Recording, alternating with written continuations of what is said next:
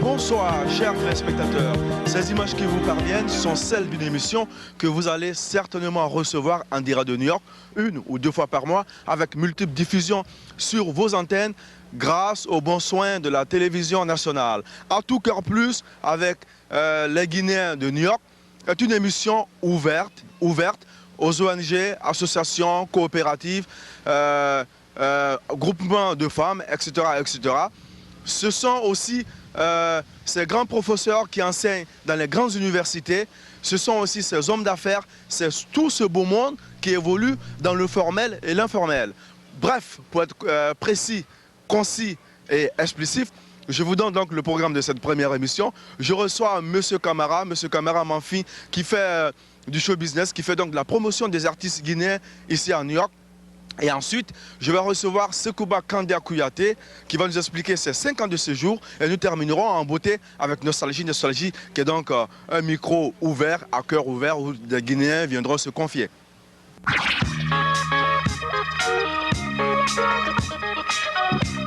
La culture occupera une place du choix dans cette émission, car dit-on, elle est l'expression de la vie des peuples.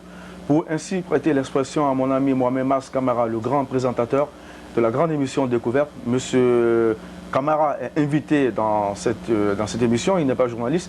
Lui, il est plutôt un promoteur depuis 1995, 5 ans après son arrivée ici aux États-Unis.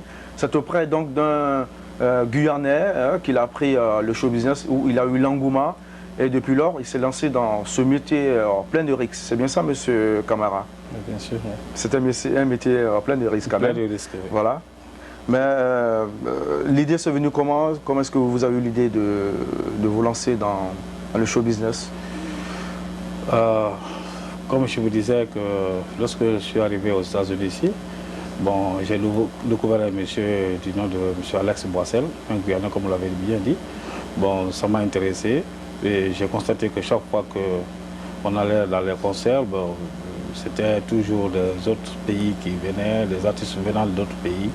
Bon, ben, il n'y avait pas de Guinéens dedans. C'était à partir de ce moment que j'ai pris la décision d'essayer de faire venir aussi nos frères guinéens, afin qu'ils puissent être aussi connus aux États-Unis ici. Alors, donc, question patriotique, c'est bien ça? Bien sûr. Alors, donc, quelque part, ça a réveillé en vous une colère et vous vous avez dit, voilà, moi aussi, je vais faire quelque chose pour les Guinéens. Et vous vous avez dit que ça va certainement les intéresser. Oui. Ouais. Oui, effectivement, c'est ça, parce que je me suis dit que si, comme je ferais comme les autres, faire venir des artistes guinéens, bon, ça permettra également aux Guinéens de se recréer et puis essayer d'essayer au moins, comme on le dit toujours, que la musique adoucit les mœurs, bon, essayer aussi de se distraire, quoi. La musique adoucit les mœurs. Oui. Ça rapproche aussi les peuples, c'est bien ça. Alors donc ça a permis un regroupement, un regroupement des retrouvailles, je veux dire, de tous les Guinéens autour de la musique. Oui. Alors donc, est-ce qu'on peut savoir quels sont les artistes que M. Camara a produits en spectacle ici, les artistes guinéens? Bon, je peux dire que d'abord, j'ai commencé par un mini-ballet avec le percussionniste Mossiri Camara, qui était venu ici en 89. Non, en 99, c'est ça. Et après Mossiri Camara, bon, il y a Aïcha Diabaté, Baya. Ensuite, Folie Kouyaté. Guilou Folie Kouyaté, c'est ça, oui. Ensuite, il y a eu Mbalou Kanté. Et après Mbalou Kanté, c'était Mama Diabaté, Sonatata Kondé. Ensuite, après Sonatata, ensuite Balou Kanté, Aïcha Diabaté encore, et Abraham Santé Koundouaka. Et aujourd'hui, nous recevons au moins... C'est la star guinéenne actuellement. Oui, bien sûr. Nous recevons 3 grands stars également. Il faut les citer, il faut les citer. Vous avez Yaya Bangoura, qu'on appelle El Bangous, et ensuite vous avez Lama Sidibé, et Kouyaté, Sekouba Patako. Alors c'est important de les citer comme ça, question d'ostentation, question de crédibilité, de référence, de confiance. C'est vraiment important pour vous, M. Camara. On dit que la modestie appartient aux faibles. Qu'en pensez-vous? Je pense que ce n'est pas tellement ça. La modestie n'appartient pas aux faibles. Enfin, ça dépend de la manière dont vous jugez cette phrase-là, ce mot-là. Sinon, moi, je pense que ce n'est pas une faiblesse. Alors donc, M. Camara, il y a un point très important sur lequel je voudrais qu'on mette la lumière, les projecteurs, c'est l'obtention du visa de ces artistes en Guinée. Alors ça se passe comment? Comment est-ce que vous négociez? Comment est-ce que vous faites pour obtenir les visas pour les artistes? Bon, vous savez qu'aux États-Unis ici, tout est une question de procédure. On ne peut pas déplacer un artiste comme ça, il faut toujours utiliser la procédure qui a été demandée. Il faut s'adresser aux autorités, en l'occurrence d'abord les avocats, et c'est à l'avocat de poursuivre le dossier au niveau de l'immigration. Et lorsque l'immigration donne son autorisation, je pense que c'est le dossier, si le dossier agrée au niveau de l'immigration, bon, je crois que vous avez une facilité d'avoir l'obtenir le visa au niveau des ambassades. Alors donc vous êtes reconnu aux États-Unis en tant que promoteur? Oui. Est-ce qu'il y a un texte juridique qui vous engage à être promoteur ici aux États-Unis? Oui, bien sûr, parce qu'il faut avoir une licence au niveau de la Fédération des musiciens américains. D'accord. Alors, malgré tous ces dossiers fournis en bonne et due forme, l'obtention du visa n'est toujours pas incontestable. En principe, ça ne devait pas être contestable, mais comme vous savez, la loi américaine, il est toujours dit dans les formulaires que l'immigration donne l'autorisation, mais il appartient à l'autorité consulaire de juger la validité, la crédibilité de l'artiste. Alors donc, quels sont... Le dernier mot revient au consul. Alors le dernier mot lui revient. Oui. Quels sont donc les principes sur lesquels il se base pour refuser par exemple l'obtention du visa, à votre avis? Bon, je ne sais pas exactement, mais seulement, moi je pense que lorsque vous avez la pétition, c'est-à-dire que vous avez le permis de travail, nous appelons ici le P3, lorsque l'immigration délivre ce permis de travail, ce permis de travail est envoyé au niveau de l'ambassade et au niveau de l'aéroport, aux autorités aéroportières. Bon, l'artiste est convoqué à l'ambassade et il vient avec ses documents et il passe à l'interview. Bon, il ne sait pas sur quelle base, sur quel critère le consul, soit il accepte ou bien il refuse. Parce que des fois, on demande aux artistes d'avoir une expérience. Par exemple, d'avoir fait des tournées dans la sous-région, Abidjan, Mali, etc., avant de venir aux États-Unis ou encore, de présenter un pressbook très important qui définit ou qui détermine sa notoriété dans son pays. Oui, parce que lorsque vous, au niveau de l'avocat ici, bon, lorsque vous déposez le dossier, alors vous avez d'abord la fédération des artistes américains. Bon, ça c'est un organisme qui est là, une association qui est là. C'est eux d'abord qui étudient le dossier, d'abord voir la crédibilité de l'artiste. Et cela se fait à travers soit le pressbook, la cassette vidéo, la cassette radio. Et lorsque cet organisme donne son accord, et je pense que le dossier est acheminé au niveau de l'immigration. Bon, je ne sais pas ce qui se passe. Bon, ce qui se passe aussi deux fois, c'est que, en dépit de tout ce que je vous ai dit, c'est que deux fois aussi il arrive où l'ambassade refuse de donner donc, le visa aux artistes parce que généralement il y a des promoteurs qui en font une source de revenus en gonflant par exemple une liste de personnes, soi-disant des artistes qui accompagnent l'artiste Bon, je ne sais pas ça exactement, mais moi, à mon niveau, par exemple, lorsque je prends contact avec un artiste, alors l'artiste me demande, je voudrais venir avec mon guitariste, je voudrais venir avec mon percussionniste, Mes choristes. mes choristes, parce que lorsqu'ils sont sur le terrain ici, ils veulent prouver leur valeur. Et venir trouver des choristes qui ne sont pas habitués à eux, bon, ça leur pose souvent des problèmes. Bon, et il se trouve que généralement, en Guinée, les artistes, bon, il y a un certain, c'est pas, les choristes sont un peu dispersés. Dispersés, oui. Bon, les guitaristes également, ils jouent pour tel artiste. Aujourd'hui, bon, ils sont sollicités un peu partout par les artistes, par les différents artistes. Ce qui fait que l'artiste n'a pas un groupe standard. Oui.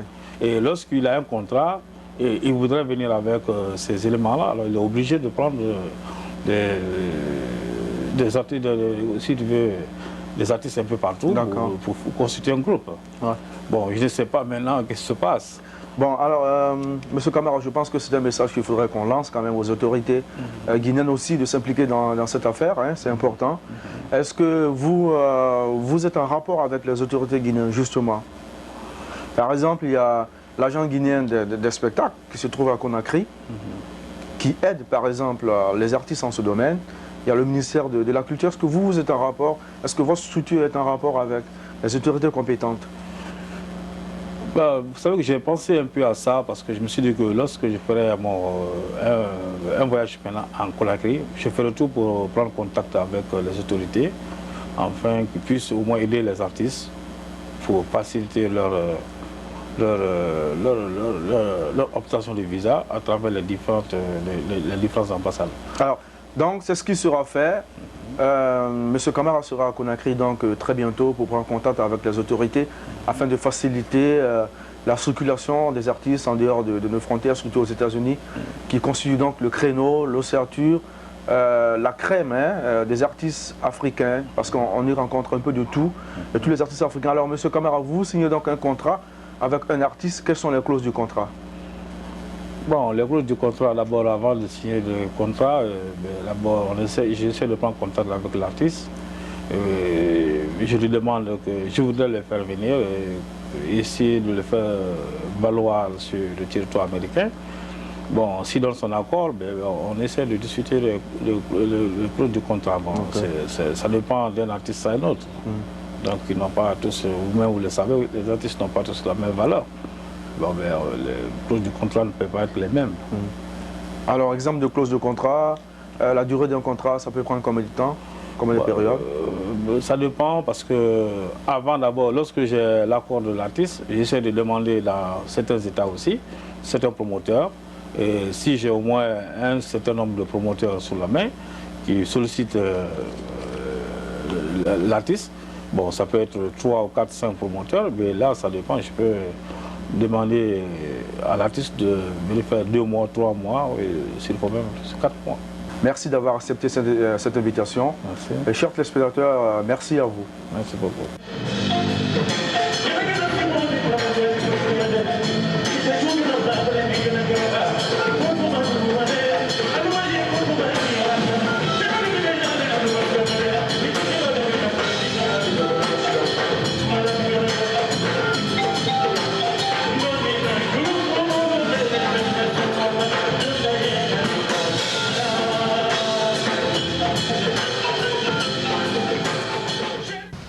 Alors Sekouba, ça fait 5 ans que tu es aux États-Unis ici, alors tu vas nous dire comment fait-on pour vivre 5 ans en dehors de son pays lorsqu'on a un artiste connu, aimé, on laisse tout ce succès derrière et puis on vient à l'aventure. Alors c'est vraiment difficile à y croire, comment peut-on vivre sans tout ce beau public? Bonsoir à tout le monde, je salue tout le monde, je vous aime et je vous embrasse. Et ce qui reste clair, vous savez que ce monde de musique, nous avons besoin de l'expérience de part et d'autre. Et puis, c'est tout à fait normal. L'artiste ne doit pas se limiter. Donc, j'avais besoin de passer quelques moments dans un autre pays, comme on dit, l'Amérique, So, Maintenant, Dieu merci, et après 5 ans, le trajet est très long. Et je suis là pour un disque. J'ai décidé d'être autonome, de me produire et faire un bon travail et jusqu'à ce que je sois satisfait même. Et on sait qu'on n'a pas le temps de faire certains trucs en Afrique, mais aux États-Unis, quand tu dis que tu travailles pour toi, il faut prendre du temps et tu as le temps de faire tout ce que tu veux. Donc, c'est ça que je voulais en fait. Et Dieu merci, je remercie bon Dieu et grâce à mes parents et grâce à la bénédiction de nos parents, et le travail en fait est fini. Bien, travail fini, un produit à l'américaine, hein, il faut le dire, haut de gamme, c'est bien ça ce coup. Alors moi il y a quelque chose bien que je voudrais que tu nous expliques parce que ça fait 5 ans que tu as disparu comme ça. De la Guinée, tu n'as pas vu tes fans, tout ça. Alors comment est-ce que tu t'es senti, comment est-ce que tu as senti le poids de cette absence? J'avais leur nostalgie. Malgré cette présence des médias, Sekouba Kandia Kouyaté, toujours est-il que c'est une absence physique, hein, une absence physique qui ne pourrait être compensée que par ton départ. Alors, dis-nous, à quand le départ? On se prépare pour le départ, non? Oui, je me prépare là où je suis là. Il y a l'avion qui nous attend. On doit bouger à partir de 19h. Donc, à 15h, je dois être à l'aéroport. Dans 1 heure de temps, je dois être à l'aéroport. Et je suis obligé de faire l'émission avec mon cousin et mon frère. Et c'est pourquoi je suis là. D'accord. Alors, Sekouba, tu t'apprêtes donc à partir en Guinée. Alors, 5 ans, tu te rends compte un peu ce que ça fait. Alors, donc, tu rentres en Guinée. C'est bizarre. C'est bizarre. C'est ce monde qui sera à l'aéroport pour aller te recevoir. Tu t'imagines un peu ce que ça va se passer. Alors, donc, ils vont se dire, qu'est-ce qu'il nous apporte ce garçon? Qu'est-ce qu'il nous apporte comme cadeau? Est-ce qu'on peut savoir ce qu'il nous apporte? Ben, on peut le savoir, mais c'est quand on regarde la télévision et qu'on écoute la radio. Mais disons, il y a un proverbe guinéen qui le dit, un proverbe malinké qui le dit, que quel qu'en soit, disons, quelle qu'en soit la lame ou la valeur de la lame d'un couteau, il ne peut jamais limer son bout. Donc, c'est pas moi qui peux le dire, qu'est-ce que je vous apporte, et mais c'est quand on va écouter la télévision et la radio, vous saurez ce que je vous apporte. Ben, il est très sage, il est très jeune, mais il est aussi très sage comme son père. Hein. Il a de ces expressions proverbiales, alors qui nous intéressent beaucoup. Il parle de la lame, il parle Ben voilà, je comprends rien. Alors, Sekouba, ça fait 5 ans que tu es là, tu as fait un seul album. Alors, et puis tu attends maintenant pour le finir. Alors, pourquoi avoir attendu 5 ans pour sortir une cassette? C'est tout à fait normal, c'est la musique. C'est toute une entreprise à gérer. Il ne faut pas se précipiter parce que tu veux rentrer en studio et puis sortir à ce qu'on t'écoute. Non, un album, il y a plusieurs façons de faire un album. Il y a des albums qui sont des albums universels. Il y a des albums qui sont des albums commerciaux. Mais des albums universels, ça c'est très important parce que l'artiste peut mourir, mais son œuvre ne meurt jamais. Nous avons c'est-à-dire l'objectif de faire des choses vraiment 100 ans ou 1000 ans qui peuvent vraiment vivre, hein, même s'ils ne sont pas présents. Que la musique, c'est universel.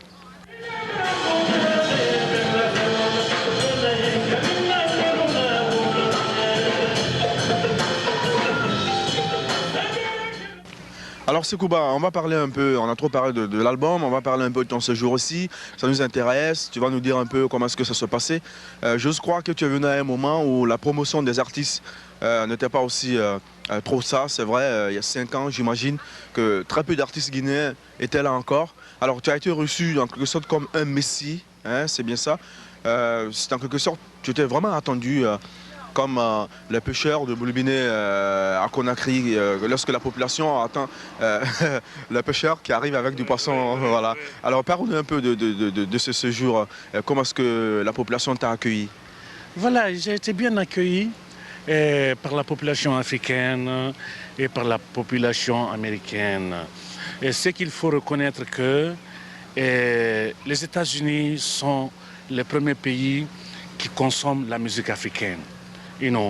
Mais et nos grands frères et nos papas qui sont passés en première position étaient en tournée et de passage pour donner ou présenter la valeur de la culture africaine.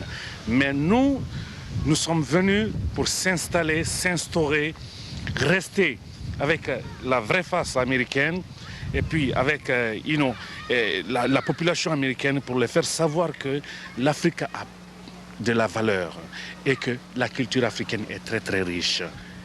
Et j'étais là, présent pendant les 5 ans. Alors, oui, dans les universités, donner des cours dans les académies militaires, donner des cours dans les camps militaires de Virginie, jouer dans les Howard University à Washington. Alors Sekouba a donc fait le tour des États. C'est un garçon qui a été, c'est un garçon non connu. Alors donc tu t'es vraiment fait connaître par ce public qui t'a connu. Le public spécialement africain, si j'ose croire. Alors, je veux justement te poser la question, est-ce que Sekouba est connu de ce public aussi américain? Est-ce qu'on te montre du doigt, oui, c'est lui Sekouba Kandia Kouyaté? Donc la presse est très développée aux États-Unis. Hein, c'est le marketing.